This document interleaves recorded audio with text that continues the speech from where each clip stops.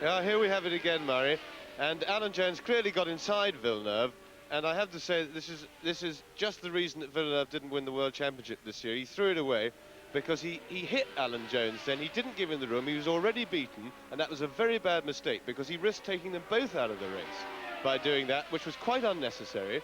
And that's inexperience, and he's made several, 3 or 4 of these manoeuvres this year, and he's lost some races by a little bit of hot-headedness when he shouldn't be doing that, because 6 points are better than none, and quite apart from the aggravation of taking Alan Jones off, who was a totally innocent party in the manoeuvre. You see it's coming away from the rim. In fact, if you look at it now, you see it's coming away from the rim. That means the tyre is going down, but he still hasn't come into the pits because he hasn't interpreted it. Maybe he hasn't got the tyre problem. Well, whatever it is, it's incredible because Alan Jones is in second place and we're soon probably going to see a change. James. Yeah, Jackie, with the greatest respect, you showed your age there, because the modern-day car, you can't see the rear tyre in the mirror with all that bodywork in the way. And that is one of the problems.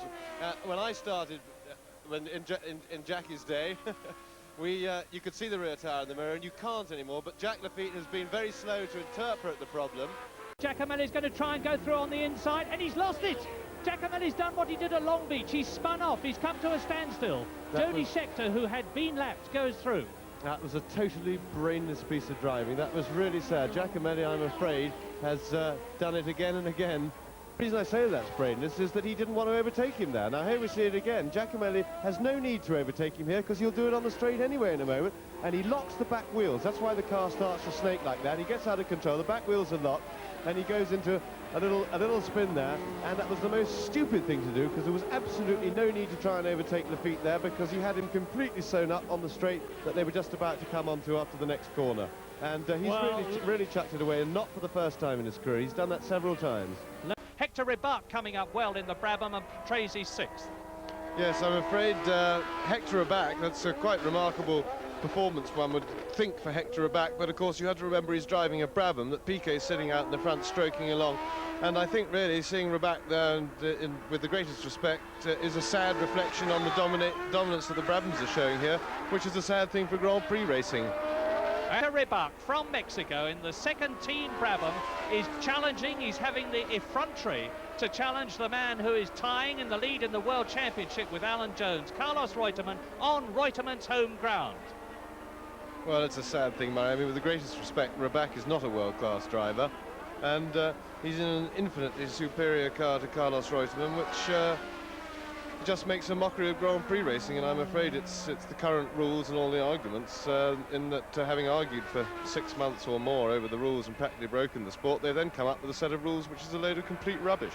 Well, either way, Hector Ribach makes Carlos Reutemann look as though he's almost standing still as he goes past him there. Lovely bit of passing. Yeah, well, the Brabham had more grip through the previous corner, through that S-bend. He came out a bit faster. He's got a bit of a draft from Reutemann up the far straight, and he just simply driven past him, which is utterly demoralising, disheartening for Carlos Reutemann, and for that matter, any other world-class driver who has that indignity inflicted upon him. I have to say that while he was out leading the race in the opening laps, when the conditions were vaguely suitable for those tyres, Carlos Reutemann was dropping back in a very unaggressive way, and quite honestly, Reutemann, I think, I've talked about it before on this programme, I think Reutemann was sulking because he hadn't got the right tyres, and really he doesn't compete well when things aren't going right for him, and that really is not a World Championship winning or deserving type performance by Carlos Reutemann, because he patently didn't get stuck in a fight. He dropped straight back, and he's now completely out of touch with the race. Yes, Andretti's been driving in a most immature fashion for somebody of his experience. He held the feet up for many laps and simply wouldn't let him through, despite the marshals waving blue flags and everything, which really is very naughty when you're being lapped. I mean, he should know what it's like, because he's led Grand Prix plenty of times. Nelson Piquet just had a shot at him there, the fourth car in our picture, who's struggled a little bit in practice. He had trouble with a stiff neck from the G-forces, and he went to get a massage in the Caesars Palace Hotel, and he got their expert masseur there who does all the boxers and things like that when they have the big fights. And the guy did him such a mischief that Piquet's stiff neck was all right, but he had bruises all the way down his back and was in quite considerable discomfort yesterday. In fact, had to go to a doctor for treatment to recover from his massage. And that is De Cesaris. It's happened again. Andrea De Cesaris has lost his cool, as he did so many times last year. There's the fire extinguisher going out, and James, it's happened again. Yes, what a great shame. Still, as I said before, you can't take it away from him. He did a lot better than expected, but he's crashed very heavily too. It looks as if he's hit that wall very hard. There's a lot of damage at that front end, of course, he must be pretty tired by now. But quite honestly, this is why a lot of people felt that he had no future, no career in Grand Prix racing, because he did last year. Despite, before every race, exhortations from his team and everybody around him were telling him there's no hurry, just drive slowly, just what you mustn't do is crash. He seemed quite incapable of not crashing. As I say, he did much better today, but sadly, he's done it again. And quite honestly, you can't win a race if you're not in it, and if you're going to crash, Grand Prix racing is not for you. And it really does look as if De Cesaris, shame though it is, and exceptionally well though he's driven, he was not under pressure at this stage. He was following Lauda, he was in good shape behind him, and he's thrown it away. And there goes Patrese. Patresi's on the move again, very fast, but no hope of catching Pironi, who goes into the tunnel for the line. Is that Pironi stationary? It is! My goodness! The third leader in 2 laps. He must have run out of petrol. There's a big problem for the Ferrari engine is very, very thirsty. They have a fuel problem, and he could have run out of petrol. And that is De Cesaris' car. But De Cesaris would have taken the lead when Pironi... So that means to say that Derek Daly can win this race. Patrese could win. Now, if he's push-started, he will be disqualified. Well, De Cesaris out. Patrese could win still. Patrese got through. He restarted. You heard me say that he'd gone through. And Patrese is still ahead of Derek Daly, or was. And now, there is Derek Daly coasting to a standstill. This is unbelievable. Well, we've got this ridiculous situation. We're all sitting by the start-finish line waiting for a winner to come past, and we don't seem to be getting one. Daly has hit something. You can see his near side spoiler is missing. Michele Alboreto, 6 seconds behind Rosberg in 7th place. In 6th position, and out goes Piquet. My goodness, it seems that the Brabhams are fated, and he has hit Eliseo Salazar, and he's furious. The Brazilian and the Colombian driver, I couldn't help it, said, and take that. Oh my goodness. Well, Nelson Piquet, understandably livid with rage. He has seen his chances of winning the German Grand Prix literally spin out, and there's Bernie Ecclestone maybe being told, Eliseo Salazar, we only saw the tail end of it, but obviously at the chicane, Piquet out, Salazar out, and that means to say that Patrick Tambay in the Ferrari leads his first Grand Prix. Yes, and that really is a tragedy. Piquet, of course, is absolutely serious, and I don't blame him. To be pushed out by an inexperienced back marker is really a tragic way to lose a Grand Prix. It's happened to most of us, a lot of drivers, one time or another. Here we see how it happened. Piquet going up the inside to overtake Salazar. Salazar just driving into him. I mean, it's absolutely ridiculous. Quite what Salazar thought he was doing, and I have to say that is an absolute disgrace by Salazar, and I'm just about as angry as I think Piquet is, because he's robbed us of the only interest in the race. Once again, we're robbed of seeing Brabhams in the pits, and Salazar really should be taken to task over that. It was absolutely disgraceful piece of driving, and Piquet is totally justified in however angry he gets. And I think it's quite frankly, Salazar was sorry, lucky not to be beaten up. They've got a fair edge on power over the Ford Cosworth cars. Therefore, it's the same old syndrome as with the turbos. They're very, very difficult to pass because you come out of a corner where it helps you up. They put their foot down and just go away from you. And Rosberg has got the same problem. Here, of course, with Giacomelli, that's fair game because they're racing each other.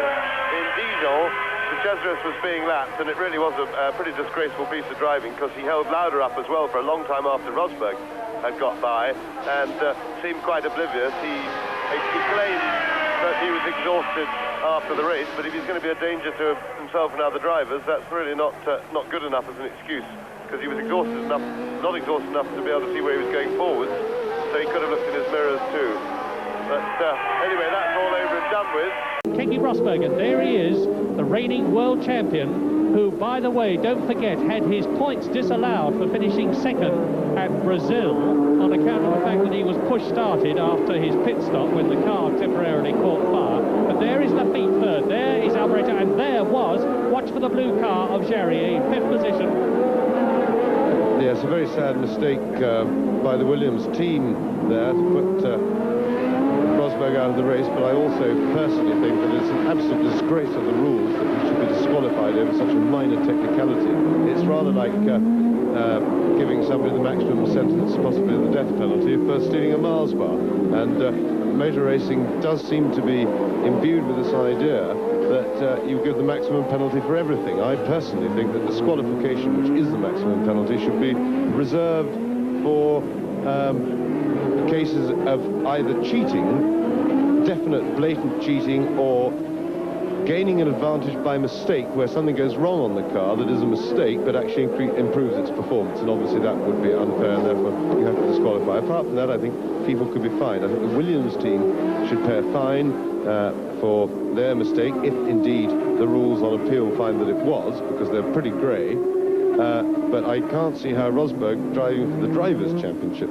should be penalised when he did nothing wrong. And the man of the race at the moment is without a doubt Jean-Pierre Jarier in the Ligier with the Ford Cosworth engine. Last year it was a Matra V12, and again Keke Rosberg is trying, and there is Jarier, there is Patrese, and my goodness, how Keke Rosberg is trying, and how Jacques Lafitte is backing him up. Yes, fantastic. Pity the American director wasn't trying quite as hard as Rosberg to follow the action, but in what is the most closely contested, and Jarier is going through it, taking Alboreto in fourth position, and off they both go. Off they go, but they've regained the course.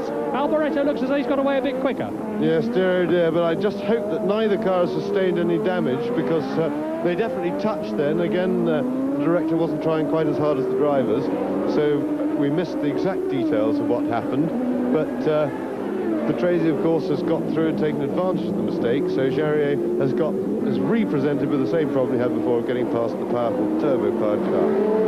As they're about to appear under the bridge, we'll see, and Patrese's done it. He's towed past him on the straight, and so that it's a pity we missed that, but obviously the Brabham got into the draft, and Patrese having a little celebratory twitch, no problem there. That wasn't a mistake. He was just giving a bit of exuberance on the throttle to put the back out. Now he's in the lead, and well pleased he should be.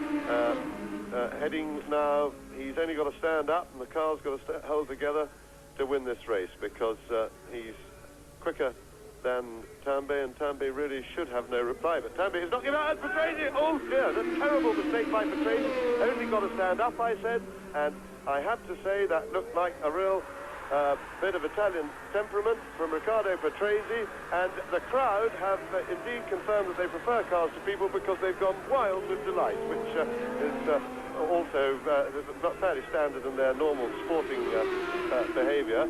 But here we see it again. Patrese, now he gets off the line onto the marbles and straight off, and that was really just a terrible mistake by Patrese. He obviously his concentration was at fault. That little twitch that I said was exuberance and celebratory when he went through before looked like, I'm afraid, he just got completely overexcited, or so it would appear. I mean, one has to bear in mind always the possibility that something could have gone with the car, and that's René Arnoux stopped on the circuit. We can't see why. He seems to be trying to get it started again. Yeah, so up front will be an interesting battle of the cars. Ferrari, of course, are on Goodyear rubber, but there's Nelson Piquet. He's a Michelin runner. The Renaults, of course, are on Michelin, and so are the Alphas. And there is Prost getting it on the grass, having a go round the outside of De Cesaris, but De Cesaris is a pretty tough man to pass, and he's in, shall we say, at least a fairly charged up mood. Sorry, it was G-Man trying to get round him. Fairly charged up mood this weekend. He's probably in no mood to fool with anybody, and all his various dramas. Of course, the other problem for him is he's got to go well in the race, because in order to pay his various accumulated fines for the weekend, he needs to win just to break even this weekend. Sixth is Eddie Cheever, both the Renaults, and in seventh position is Nigel Mansell. Eighth is Andrea De Cesaris. in 9th position. Winkelhock in 10th position is Lauda, and there is Jean-Pierre Jarier about to be lapped by the leading 4 cars. Whatever it was wrong with Jarier's car has been put right, and now he's going to be passed by his fellow Frenchman, Patrick Tambay. Well, we hope he is. We've said in the past that Jean-Pierre Jarier is not always the easiest man in the field to pass. Is he going to be difficult again? And it's given Arnoux an opportunity to have a sharp look at Tambay's. I think the trouble is it hasn't really helped Arnoux, because with Jarier there as well, as usual, getting in the way, and he's managed to hold them up for 2 corners now, and it really is completely out of order. A driver of his experience, and Arnoux is getting through, he's getting alongside. Tambay's cracking at it the other side, but can't, and he'll be thanking Jarier probably with a knuckle sandwich after the race, I think, for that. And as Piquet pulling through on the inside, I think, has just nipped through inside, and Jarier really is completely out of order. I mean, he really shouldn't be allowed to drive in Grand Prix racing. He is I mean, he's got a mental age of 10 in the first place, and that was absolutely disgraceful for a driver of his experience. And I would think that the authorities have really got to look at driving like that and do something about it, because he should certainly have a short suspension for that, and for being himself, he should have a permanent suspension. And Prost into the pits. Yes, and that is the blessing in disguise for Patrick Tambay, because that sort of driving in the old days without pit stops could and probably would have cost him the race. Or what chance he had of winning it, and he would certainly have been evens being out in the lead there. However, with the pit stops to come, that can be rectified, and if all goes well, of course, Jarier could get away with it, but a knuckle sarnie, I would think, would be the minimum penalty that he should have to chew on. Jarier, I really can't believe that that's happened. He's been around for years, and it's not the first time he's done it. He's done it every time he's had the opportunity this year, which has been pretty frequent, because he's been hovering around the back, getting in everybody's way as it is. Even in practice, he's been doing it. He's grossly unpopular with all the other drivers for his bad behaviour on the track, and I really think it's time something was done.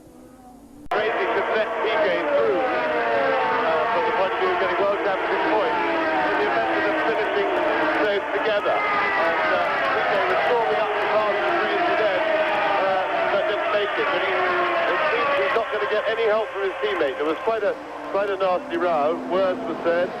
Bernie Eccleston left them to it, just pointed out to Patrese that he hadn't yet signed his contract for next year, which I think was a fairly irrelevant remark, because as far as what we understand, he's not really being offered one. So that seemed quite irrelevant. But I don't know whether anything got sorted out subsequently, whether Eccleston has managed to pour oil on troubled waters. But here they are. There's certainly no love lost between them out front. 6th in Belgium, and look again at the replay as they come down the hill to the Mirabeau. Now watch, Arnoux sees him coming alongside, and he starts moving into the corner long before the corner, and that's very, very naughty. And I have to say that it was both naughty and unintelligent, but then that's a characteristic with René Arnoux that we've seen before. But to move over like, because he could have put himself out of the race, he fell off. Because when these open wheel cars touch, anybody can have an accident, and it's totally unpredictable, because they rub tyres and anything can happen. And so that was unclever driving. Lauda pulls up and he's past the first Ferrari, or is he? He's past René Arnoux. He's now up, he's past the 9th man. He's now going to close on Michele Alboreto. Is Arnoux going to let Nelson Piquet through? And there, Andrea De Cesaris is passed by Alboreto, who goes up into 7th place. Down to 8th goes De Cesaris, who has got the leader behind him, who has passed the 9th place man, René Arnoux, who is followed by Nelson Piquet. And you've just been happy to witness the most spectacularly bad piece of driving by De Cesaris that you could really want to see, who either didn't notice Alboreto, and there goes Lauda nipping past, either didn't notice Alboreto, which is pretty unforgivable, seeing Alboreto being behind him for the last 20 laps or whatever, and so he really ought to know he's there, or else didn't want to notice, because they were very lucky there wasn't a major accident. When the wheels rub, which they didn't on this occasion, cars fly in the air and turn over, which is very nasty, and they were lucky that the wheel that wheel only touched the side pod of the car and was able to bounce off. But really, De Cesaris should wake up, because that was not only bad driving, it was positively dangerous. Meanwhile, behind, Andrew De Cesaris, who I gave a bit of a rifting to for his completely inexplicable bad behaviour at Druids, as we saw when Alboreto went past him, is still behaving equally badly with René Arnoux, who's stuck behind him. He's weaving and balking and things, and really, when you're dicing for 8th place, when you're if you're trying to protect a lead of a Grand Prix, you have a little bit more license for bad behaviour, but this really isn't good enough. There they go, round Druids, as Arnoux still stuck behind De Cesaris, who really needs to mature a little bit as a person before he can become a good driver. And very soon, I think we're going to have a new second place now, which will be Patrick Tambay, which will lift the almost lapped Alboreto up to 3rd. Farby in the 2nd Brabham BMW to 4th.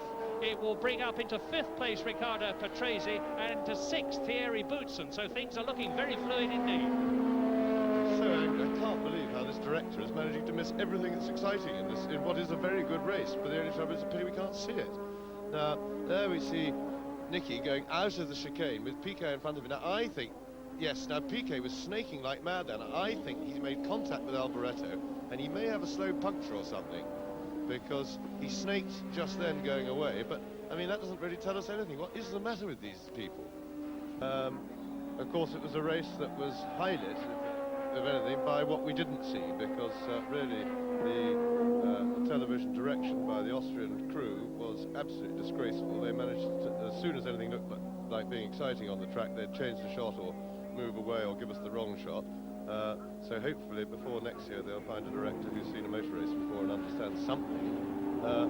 But altogether, apart from that, it's been a very exciting race with the 3 main contenders for the World Championship out battering away hard as they could up front. And of course the big story is that Alain Prost would appear to have blown it again. And the man who's 2nd in the World Championship is out of the race. Yes, this is a major development. So Prost is out of the race, which has just been announced on the commentary, produces a huge cheer from the grandstand, the Italians being ever sporting, always cheer a loser. If Alboreto and Prost maintain their positions, they'll be equal leaders in the championship on 18 points. That's interesting. Yes, the cloud still looks high. I don't think it's going to rain, but it isn't half cold here. I'm rather stupidly sitting here in my Riviera shorts. Comes the sunny Riviera, I'm absolutely freezing. And Rosberg trying to get through. Oh dear. And Winkelhock, as usual. Of course, Winkelhock runs in blinkers. You must remember that. Rosberg and Prost going through, and Winkelhock blocking Prost. Yes, you see, he's being lapped. You really have to look in your mirrors and let the quicker cars through. But as I say, of course, it is a problem with Winkelhock because he gets a little bit freshish before going into the stalls if they don't put blinkers on him. And so I suppose it's a difficult problem. So he has tunnel vision and drives on a bit like the Minardi man that we saw earlier, who managed to take Berger off, who was having an extremely good race, and therefore, I would imagine, is proportionately extremely angry. With Rosberg now going to have to really fight to make amends for that terrible mistake he made in the pits. He, as I said before, he did not have his foot on the brake, which gets the back wheels starting to spin because the clutch drags, even though you've got your foot on the clutch. And the mechanics obviously can't work on the car with the back wheels going round like that. And it's rule number 1 when the car's on the jack that the driver must keep his foot on the brake. He's got to use all 3 pedals, but that is not a problem because you've still got to blip the throttle to keep the engine running, because if you don't do that, they just stop. They don't idle very cleverly, these motors. But so it's a bit of a job to do, but a driver of Keki's experience, that was real beginner's stuff that he did there. And the McLaren team will have every right to be very, very cross with him. However, if they can still get a 1-2 out of it, and Prost, I'm sure, will be very grateful. Going back to Rosberg, of course, and remember that he did his usual charging sort of tactics, as he appears to be doing at the moment at Imola, and despite the extremely accurate fuel gauge that McLaren has, he managed to run out 2 laps before the end of the race. He was out of fuel, which really wasn't very clever, and certainly within the McLaren team this year he's won no prizes for intelligent driving. He's been quite heavily criticised and given some stern lectures about using his head in the car, and it does look to me awfully as if his brain has stayed in the pit road once again. But Osella has no right to feel the resentment, and he's really out of order, because if he provided poor Christian Danner with a half-decent car, then that would be one thing. But when he's providing him with a heap of rubbish, like he does, with clapped-out engines that never get rebuilt and produce about half the power of everybody else. As Senna on the inside refused to give way and Mansell spins off.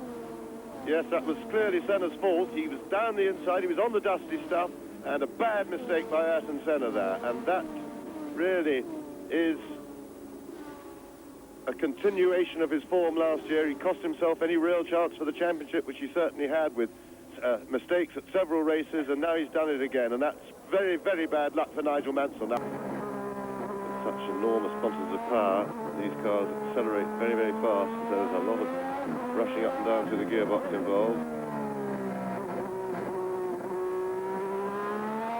The apex there a little bit. And there. Nakajima not really holding a very good line, but then that's probably why he's a great deal slower than teammate Ayrton Senna. Ayrton Senna, to his fans and to the experts who saw the race and very kindly wrote in, pointing out that I was in fact entirely wrong about the incident. I blamed Senna for the accident, and that was unfair, because Mansell was making a pretty ill-considered manoeuvre round the outside of him, and Senna had nowhere to go. Nakajima away last, the distinctive yellow Lotus in last position. And here is Nakajima. Now we're riding with the Japanese driver, and look at the way he's already passing people straight through the middle of 2 cars there. That was, he left his braking too late. Having a lot of trouble, Nakajima. Super clever driving. He rode over somebody else's wheel there, but it doesn't appear to have damaged his suspension. Well, certainly an exciting close-up view, and there he goes. And that's the end of Nakajima. So, bang into the wall, and we had a pretty good view of a pretty undistinguished driving performance, quite honestly, there. Yes, Mansell and Senna now just opening a gap, a little bit of a gap, but that was a fine example that we saw from Nakajima on how not to drive the first lap of a Grand Prix. Whatever the problem was, it has severely delayed Piquet.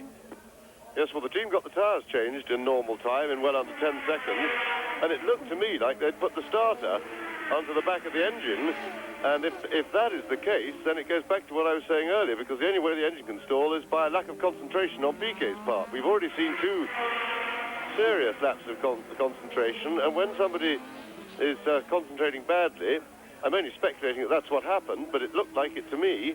And but if that is the case, then I think it probably is time Piquet retired, because concentration is connected to motivation. And the only time you don't concentrate properly is when you're not properly motivated. And if you're not properly motivated, you can't do the job. And certainly, we've seen 2 cases of poor concentration on Piquet's part already today. And if that was a third, well, then I really think it's time to retire. Piquet is coming out of the last corner into the finish straight, and the gap now is 13.5 seconds, and he's not going fast enough at the moment.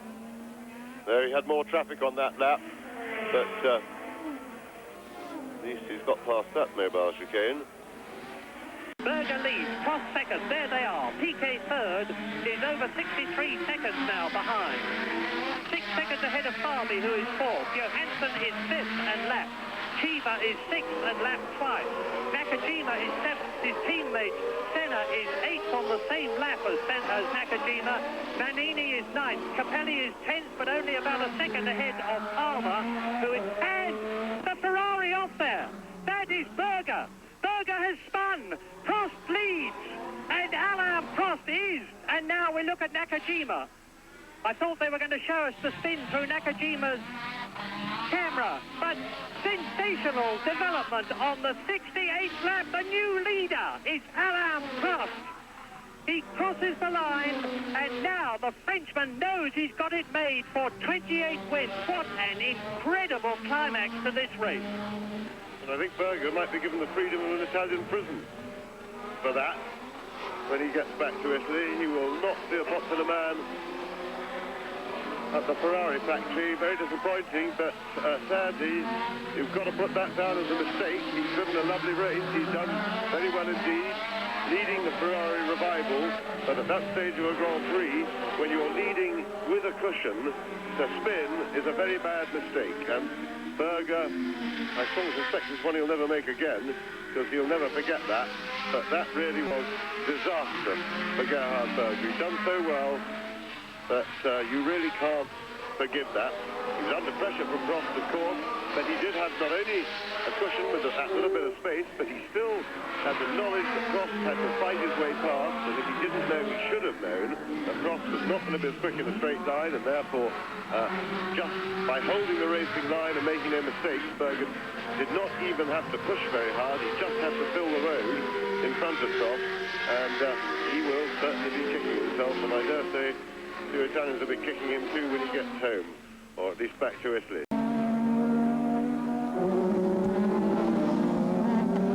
Well, the producer dwells on Nakajima and his charge up to the field. It's interesting to note that certainly this is comfortably his best drive of the season, and it does rather point the underline the criticism that I've certainly levelled at him this year, that basically he's out of his depth in Grand Prix racing, because he's now shown that although he's still a lot slower than Senna, when he gets to somewhere that he was brought up on and has raced on for years and years and years, suddenly he's quick. And he always complains that it's his first visit to the circuit, but you don't see the Sennas of this world, the people who can drive properly, struggling the first time they go to a circuit, because these circuits are really very easy to learn for a top driver. He would normally expect to have the circuit pretty much mastered within half an hour of the first practice, maybe 3/4 of an hour on a long track like this. But this is the first time any of these other drivers have seen it, and they're still getting a lot quicker than Nakajima, notably the obvious comparison being his own teammate Senna. So still, that's the way Honda want to do it, but it is a shame that such a plumb drive and such a good car shouldn't go to somebody with, who has the ability to do it justice. We've got a very interesting situation here, because Riccardo Patrese was accused by some people, and it's Patrese and the Mansell Williams in front now. Patrese was accused by some people in practice of not having lost what were said to be his old habits, of making it very difficult to get past. He's blowing oil smoke all over Berger. He's undoubtedly going to be holding Berger up. I don't think he's going to move over and let him through. And that will give Ayrton Senna, who is 12 seconds behind the Ferrari, the opportunity to catch him. No, it won't, because Patrese does let Berger through. Well, indeed, it was his old habits, Murray. He didn't let him through at all. Berger had to fight his way past, and I have to say, Patrese is completely out of order, because when you're being lapped and the leaders have got a big race on their hands, you have absolutely no business to interfere with that when you're really out of contention. So Patrese back to his old habits. Well, I say back to them, I don't think he ever really lost them, but that was bad news for Berger, but he fought his way past, and the bad news will now revert to Senna, because he, sooner or later, is going to catch Patrese, and he's going to have to find his way past.